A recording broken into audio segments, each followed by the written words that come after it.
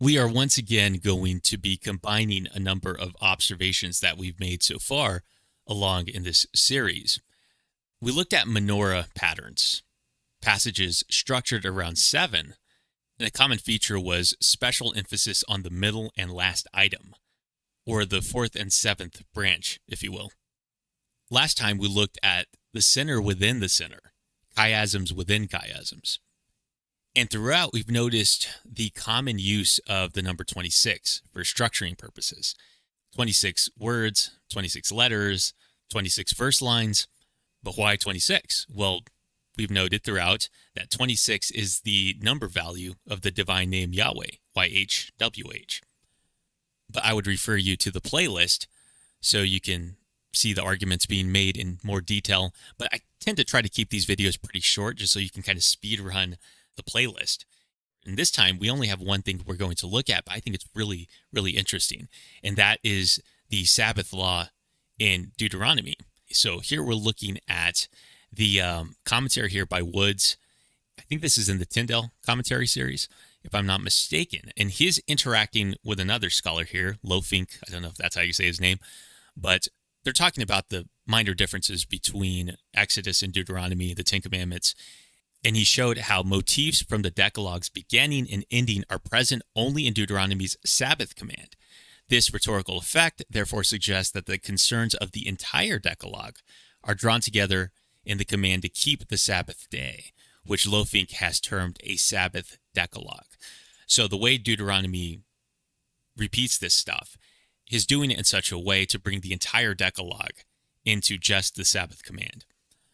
To support this point, Lofink has shown that in Deuteronomy, the Sabbath command structures the Decalogue into 5 blocks of alternating long and short statements, of which the third and central one is the Sabbath command. So we don't have a menorah here, but we do have this emphasis here on the center. And so here we have the breakdown. As you can see, it goes long, short, long, short, long. The center here is Sabbath, and it's verses 12 through 15. Lofink continues, and he observes that whereas Exodus 28 through 11 begins with remember, Deuteronomy begins with observe, stressing the need for obedience over that of remembrance. Deuteronomy mainly uses the verb remember throughout to recall historical experience, including here at verse 15. As Lofink points out, Deuteronomy highlights the rhetorically pleasing bracket of the Sabbath day in verses 12 through 15 through a concentric structure produced by the common word pair observe and keep at either end, often found together throughout Deuteronomy. So as we can see here, verses 12 through 15. So this is the beginning here of that center section and continuing.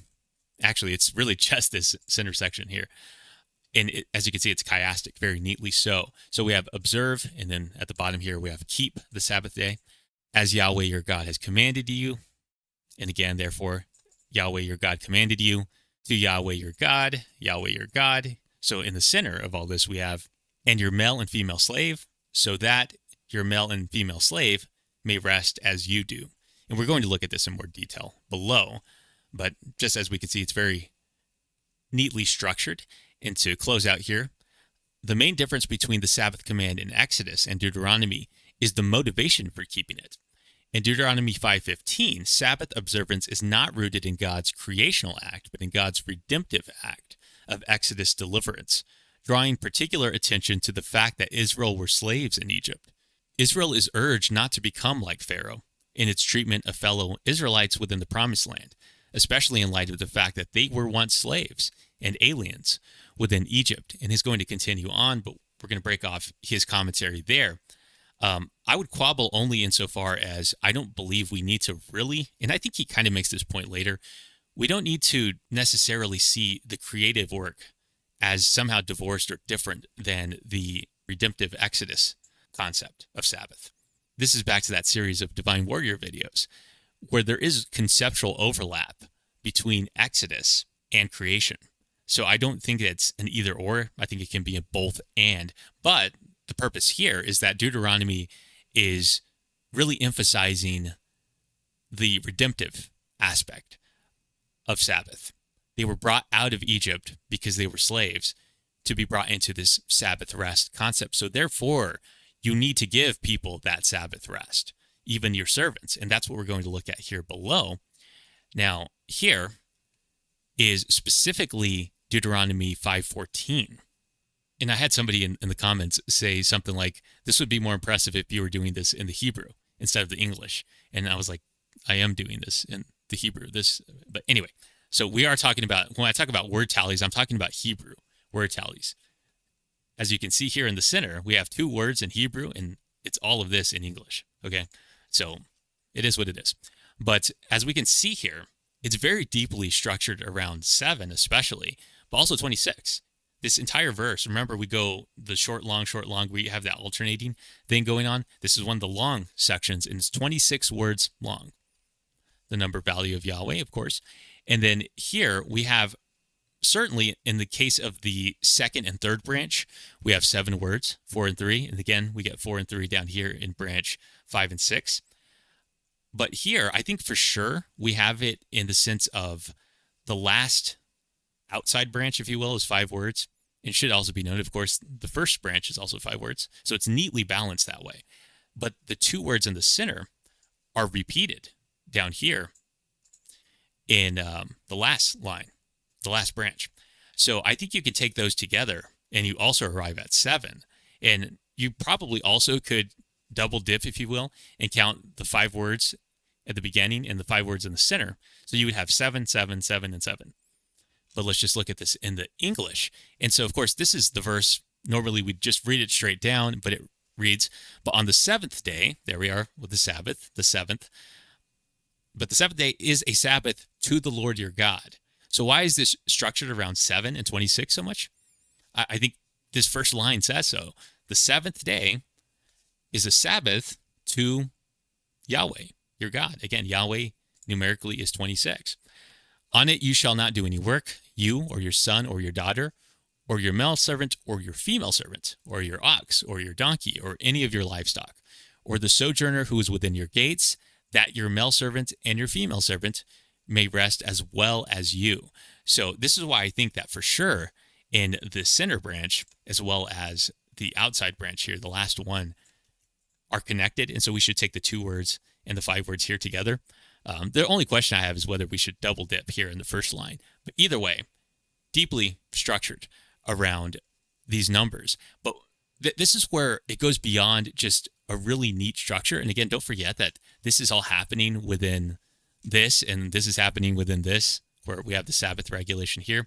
So once again, we're kind of having these just beautifully concentric, beautifully structured verses. But notice what it all centers on. What is it all about? Like, what is the center of all of this? Your male servant and your female servant. And that's just so bizarre, because I said this in one of the other videos, that the slavery laws are gross and kind of icky to us because of the antebellum South, American history with slavery and things like that. So it's for good reason that we're uncomfortable around slavery language. And it should be noted, of course, it's not exactly the same kind of thing going on. Like slavery didn't necessarily work that way. But what I find so beautiful about this is, again, this is all about the Sabbath. And this goes all the way back to creation. And so think for a moment, though, the logic in ancient Near Eastern cultures, the ancient creation stories of other cultures, not in the Bible, but the other cultures, the gods were to be at rest. That was their whole goal. And that's why they create humanity, is not to join in that rest with them, but to be servants, to be slaves, so that they could rest. That's not the biblical logic here. The Bible creation is so that we could join into that Sabbath rest with God. And so it's a completely different logic. But that overriding logic is at play in all these other places. So while, yes, you still have slavery because that's just the ancient world. It was a brutal world. They didn't have the things that we have today that can make that kind of thing obsolete. So they had to work within it. God works within the culture, and it's not supposed to stay this way forever. It's supposed to move beyond that.